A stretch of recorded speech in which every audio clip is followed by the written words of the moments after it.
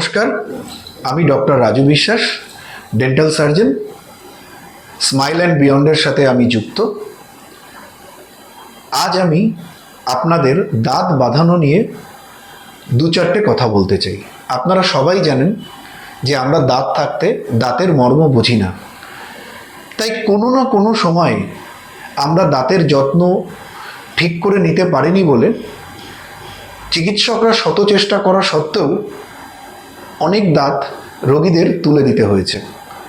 তো দাঁত তো মানুষের শরীরের একটা অঙ্গ, তাকে তো তুলে যখন দিতেই হলো, তাকে তো রিপ্লেসও করতে হবে। রিপ্লেস না করলে তো হবে না। যদি আমরা দাঁত তোলার পরে সেই দাঁতটিকে সঠিক সময় রিপ্লেস না করি, অর্থাৎ প্রতিস্থাপিত না করি, তাহলে আমাদের বিভিন্ন রকমের সমস্যা দেখা দেবে। দাঁতের যেটা প্রধান কাজ, খাবার চিবিয়ে খাওয়া, অর্থাৎ খাদ্য কণাকে গ্রাইন্ড করা, এটা আমাদের খাওয়ার হজম হতে সাহায্য করে। এবার ধরুন যে দাঁতগুলো দিয়ে আমরা চিবিয়ে খাই, সে দাঁতগুলো আমাদের নেই, আমাদের তুলে ফেলতে হয়েছে। তাহলে আমরা যে খাবার খাবো, সেই খাবারটা ঠিক করে আমরা চিবোতে পারবো না। না চিবোলে হজম হবে না। হজম না হলে আমাদের অনেক রকম শারীরিক অসুবিধার সম্মুখীন আমাদের হতে হবে। আর সামনের দাঁত যদি আমাদের না থাকে, তোলার পর সেটা যদি আমরা রিপ্লেস না করতে পারি, তাহলে আমরা দেখতে যেমন আমাদেরকে ভালো লাগবে না, তার সাথে সাথে আমরা বিভিন্ন রকমের উচ্চারণ, প্রোনাউন্সিয়েশন, সেটাও আমরা ঠিক করে করতে পারবো না। কারণ একটা শব্দ উচ্চারিত হয়, তার জন্যে দাঁত, জিভ, সমস্ত কিছু অঙ্গাঙ্গিকভাবে জড়িত। তাই এই দাঁত প্রতিস্থাপন খুবই জরুরি দাঁত তোলার পরে। অনেকের ধারণা আছে যে দাঁত তুললে শুধু খোলা পড়া দাঁতই বাঁধানো যায়, এবং সেই খোলা পড়া দাঁত মানে সেই একটা শক্ত জিনিস, বড় জিনিস, যেটা মুখের মধ্যে ঢুকিয়ে রাখতে হয়, খাওয়ার পর বের করে পরিষ্কার করতে হয়, রাতের বেলা ওটাকে খুলে জলে চুবিয়ে রাখতে হয়। হ্যাঁ, অবশ্যই এটা করতে হয়, কিন্তু চিকিৎসা পদ্ধতি অনেক আধুনিক হওয়ার জন্যে সেই খোলা পড়া দাঁতও এখন অনেক আধুনিক মানের।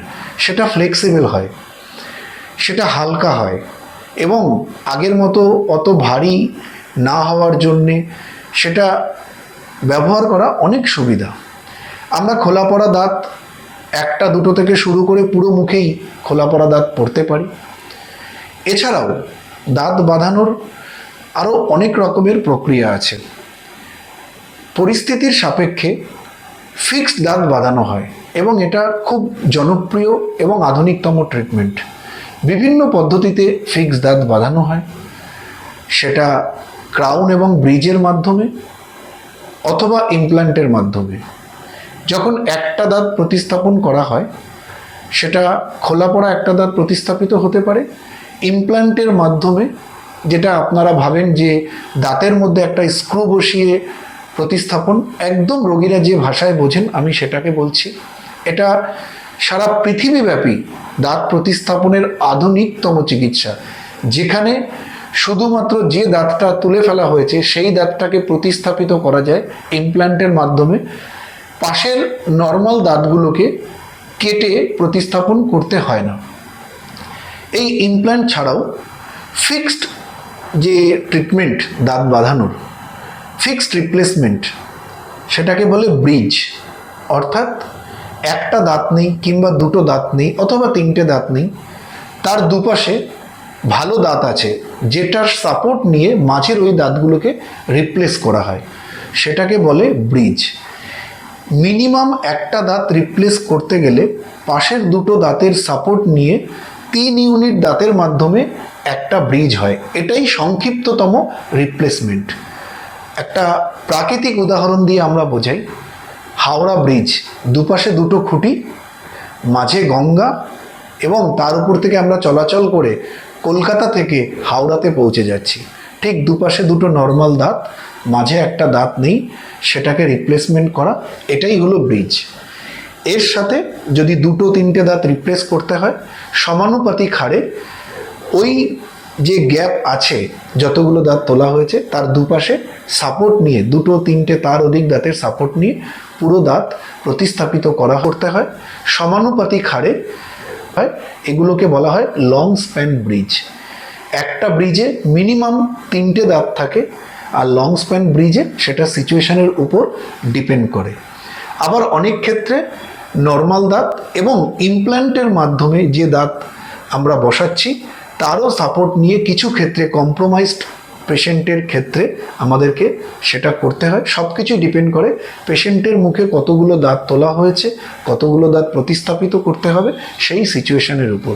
তাই এখন শুধু আমরা সেই চিকিৎসা ব্যবস্থায় দাঁড়িয়ে নেই যেখানে দাঁত তোলার পরে শুধুমাত্র খোলা পড়ার মাধ্যমে দাঁত রিপ্লেস করতে হয়, ফিক্সড দাঁতের মাধ্যমেও রিপ্লেস হয়। এবং আমাদের মুখের টোটাল যে 32টা দাঁত আমরা যখন রিপ্লেস করি, আক্কেল দাঁত 4টেকে বাদ দিলে 28টি দাঁতই ফিক্সড রিপ্লেসমেন্ট হয় ইমপ্ল্যান্টের মাধ্যমে, ইমপ্ল্যান্ট সাপোর্টেড ডেঞ্চার।